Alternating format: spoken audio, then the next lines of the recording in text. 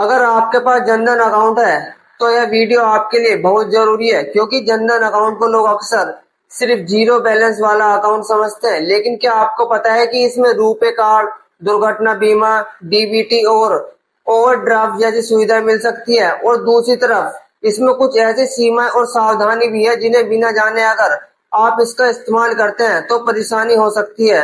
तो आज की वीडियो में न सिर्फ फायदे बताएंगे बल्कि जनधन अकाउंट के नुकसान की और सीमाएं भी बिल्कुल साफ साफ समझेंगे। और वीडियो के अंत में मैं आपको बताऊंगा कि जनधन अकाउंट किस व्यक्ति के लिए ज्यादा उपयोगी और किस स्थिति में सामान्य सेविंग अकाउंट बेहतर विकल्प हो सकता है। तो वीडियो को अंत तक जरूर देखना। चैनल पर नए चैनल को सब्सक्राइब कर लेना। चलिए दोस्तों, वीडियो को शुरू करते हैं। सबसे पहले एक बात साफ कर देते हैं कि जनधन अकाउंट कोई अलग तरह की करेंसी या सरकारी वॉलेट नहीं है। यह बैंकिंग सिस्टम से लोगों को जोड़ने के लिए बनाई गई योजना के तहत खोले जाने वाला बैंक अकाउंट है।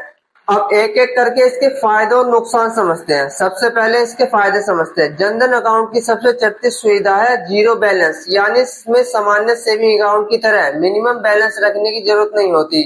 अगर किसी महीने आपके अकाउंट में पैसे नहीं है तो सिर्फ मिनिमम बैलेंस न रखने की वजह से आपको परेशान नहीं होना चाहिए। लेकिन ध्यान रखें, जीरो बैलेंस का मतलब यह नहीं कि बैंक की हर सुविधा बिल्कुल फ्री होगी। कुछ अतिरिक्त सेवाओं के लिए बैंक के नियम और शुल्क लागू हो सकते हैं, इसलिए बैंक की शुल्क सूची जरूर देखें। दूसरा फायदा, जनधन अकाउंट के पात्र खाताधारकों को रुपे डेबिट कार्ड की सुविधा मिल सकती है। इस कार्ड से एटीएम से पैसे निकाले जा सकते हैं और जहां रुपे स्वीकार किया जाता है वहां भुगतान किया जा सकता है। लेकिन कार्ड को संभाल कर रखना बहुत जरूरी है।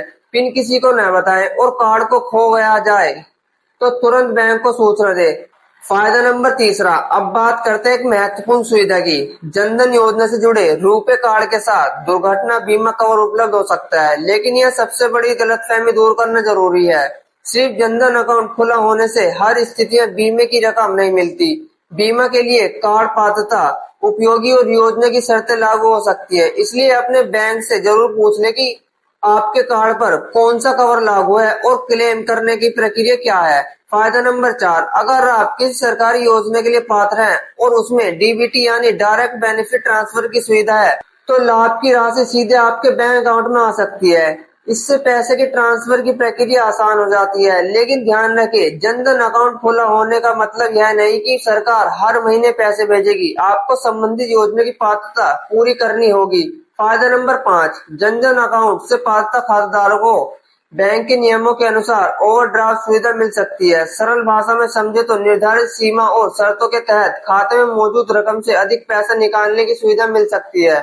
लेकिन इसे सरकार की तरफ से मुफ्त पैसा बिल्कुल न समझे। यह बैंक की सुविधा है और इसके अपने नियम और भुगतान की शर्तें होती हैं। इसलिए जरूरत न हो तो इसका इस्तेमाल करने से बचना बेहतर है। अब बात करते हैं जनधन अकाउंट के नुकसान और सीमाओं की। अब तक फायदे सुनकर आपको लग सकता है कि इसमें कोई कमी नहीं है, लेकिन ऐसा नहीं है। हर बैंक अकाउंट की तरफ से जनधन अकाउंट की भी कुछ सीमाएं हैं। नुकसान नंबर 1, सबसे पहले यह समझना जरूरी है कि जीरो बैलेंस का मतलब जीरो चार्ज नहीं है। कुछ सेवाओं पर बैंक के नियमों के अनुसार शुल्क लग सकता है। इसलिए अकाउंट खोलते समय बैंक से पूछने की कौन सी सेवाएं मुफ्त हैं और कौन सेवाओं पर चार्ज लग सकता है। अब नुकसान नंबर दूसरा, कई लोग सुनते हैं कि जनधन अकाउंट में बीमा मिलता है और फिर सोचते हैं कि कोई भी घटना होने पर पैसा मिल जाएगा। ऐसा मानना गलत है। बीमा में पात्रता और नियम होते हैं, इसलिए सिर्फ बीमा मिलता है सुनकर उस पर निर्भर मत रहिए। अपने बैंक से अपने कार्ड और कवर की वर्तमान स्थिति जरूर पता करें। नुकसान नंबर तीसरा, अगर आपने अकाउंट खोलकर सालों तक उसका इस्तेमाल नहीं किया है तो खाते की स्थिति और केवाईसी आदि के बारे में बैंक से जानकारी लेना जरूरी हो सकता है। इसलिए अकाउंट को सिर्फ खोलकर भूलने की बजाय समय समय पर उसकी स्थिति चेक करते रहें। नुकसान नंबर चौथा, जनधन अकाउंट उन लोगों के लिए काफी उपयोगी हो सकता है जिन्होंने बेसिक बैंकिंग सुविधा चाहिए। लेकिन अगर आपको बहुत ज्यादा बैंकिंग ट्रांजैक्शन करने हैं, बड़ी रकम से जुड़े नियमित लेन देन या आपको किसी खास प्रकार की बैंकिंग सुविधा चाहिए तो आपको दूसरे सेविंग अकाउंट के विकल्प